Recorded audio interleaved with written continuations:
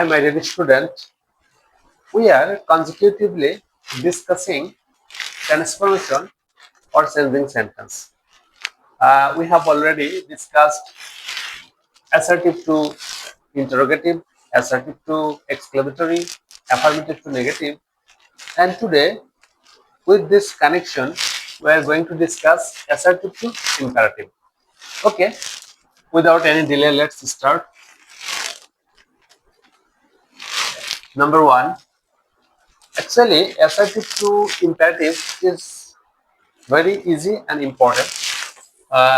বিশেষ করে অ্যাসার্টিভ থেকে ইম্পারেটিভ করতে হলে আমরা যদি দুটো নিয়ম করি তাহলে আশা করি আমাদের অ্যাসার্টিভ থেকে ইম্পারেটিভে আমরা রূপান্তর করতে পারবো। আচ্ছা, ইম্পারেটিভ সেন্টেন্স কি, অ্যাসার্টিভ সেন্টেন্স কি, এটা যদি আমাদের জানা থাকে তাহলে খুব সহজে হয়তো আমরা অ্যাসার্টিভ থেকে ইম্পারেটিভে রূপান্তর করতে পারবো, অথবা ইম্পারেটিভ থেকে অ্যাসার্টিভে সেটাকে আমরা ট্রান্সফার করতে পারবো। আর তোমরা যদি এই অ্যাসার্টিভ, ইম্পারেটিভ বা অন্যান্য যে সমস্ত সেন্টেন্স গুলো আছে সেগুলো সম্বন্ধে তোমাদের ধারণা পরিপূর্ণভাবে না থাকে, তাহলে আমার ভিডিও সেকশনে বিভিন্ন প্রকার সেন্টেন্সের সম্বন্ধে বলা আছে, বিভিন্ন প্রকার সেন্টেন্সের গঠন চেনার উপায় সম্বন্ধে বলা আছে, তোমরা একটু দেখে আসতে পারো। ওকে, চলো আজকে আমরা দেখি অ্যাসার্টিভ থেকে ইম্পারেটিভ করতে হলে আমাদের কি করতে হবে। প্রথমত, অ্যাসার্টিভ সেন্টেন্সের সাবজেক্টটি যদি সেকেন্ড পারসন হয় তাহলে সেকেন্ড পারসন হলে ইম্পারেটিভ করতে হলে খুব সহজ। সেটা মূল ভার্ব থেকে আমরা সাবজেক্ট বা সাহায্যকারী ভার্ব যাই থাকে তুলে দেব, মূল ভার্ব থেকে বাকি অংশ বসাতে হবে।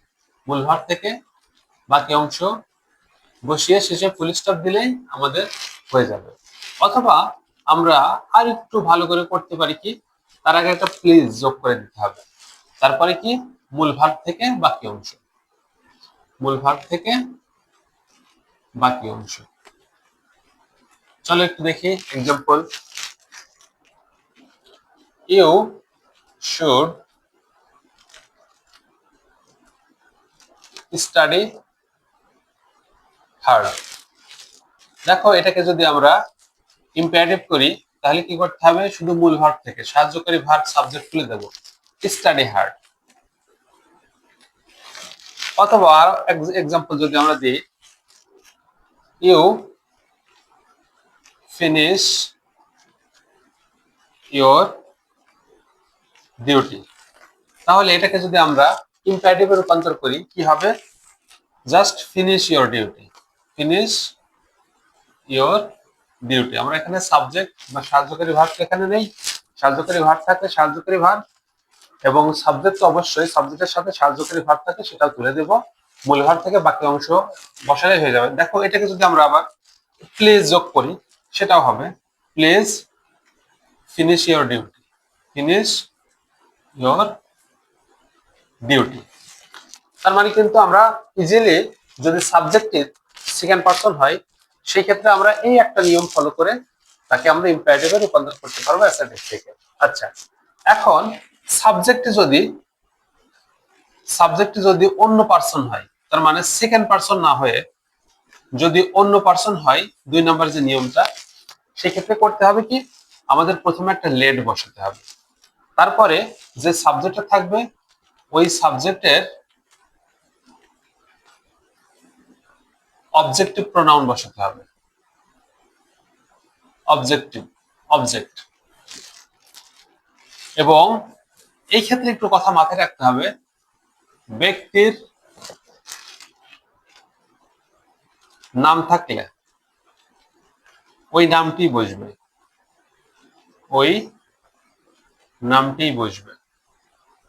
এখানে দেখো, যদি কোনো প্রোনাউন থাকে তাহলে ওই প্রোনাউনের অবজেক্ট বসাতে হবে, আর যদি ব্যক্তির নাম থাকে তাহলে ওই ব্যক্তির নামটি বসাবো কিসের পরে, লেটের পরে। তারপরে মূল ভার্ব থেকে বাকি অংশ, মূল ভার্ব থেকে বাকি অংশ বসাতে হবে, এবং শেষে ফুল স্টপ বসালে হয়ে যাবে আমাদের। চলো একটা এক্সাম্পল দেখি। He should do his duty. তাহলে এই বাক্যটাকে যদি আমরা ইম্পারেটিভে রূপান্তর করি কি করতে হবে? তাহলে প্রথমে লেট বসাতে হবে, বসালাম লেট।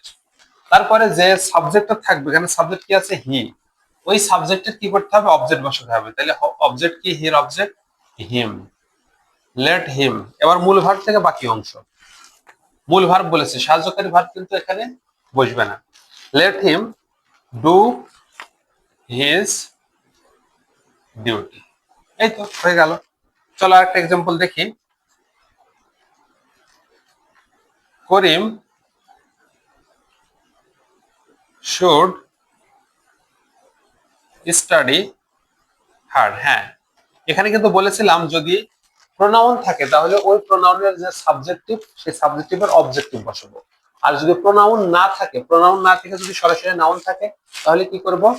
একবারে লেটের পরে ওই নাউনটাই দিয়ে দিব। তাইলে এখানে করিম শুড স্টাডি হার্ড, তাহলে লেট করিম স্টাডি হার্ড।